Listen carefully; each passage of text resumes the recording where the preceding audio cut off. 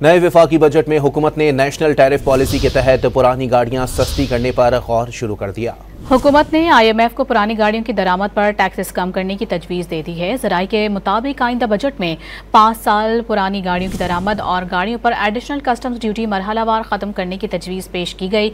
गाड़ियों पर regulatory duties भी कम करने की सिफारिश की गई है। पुरानी गाड़ियों पर टैरिफ सालाना 10% कम करने की तजवीज़ और ऑटो सेक्टर पर नॉन टैरिफ रुकावटों को ख़त्म करने की, जबकि 2030 तक ऑटो सेक्टर पर औसत टैरिफ 6% से कम करने की सिफारिश की गई। नए वफाकी बजट में हुकूमत ने नेशनल टैरिफ पॉलिसी के तहत पुरानी गाड़ियां सस्ती करने पर गौर शुरू कर दिया।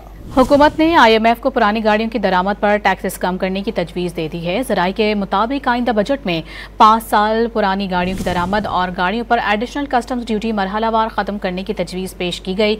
गाड़ियों पर रेगुलेटरी ड्यूटीज़ भी कम करने की सिफारिश की गई है। पुरानी गाड़ियों पर टैरिफ सालाना 10% कम करने की तजवीज़ और ऑटो सेक्टर पर नॉन टैरिफ रुकावटों को ख़त्म करने की, जबकि 2030 तक ऑटो सेक्टर पर औसत टैरिफ 6% से कम करने की सिफारिश की गई।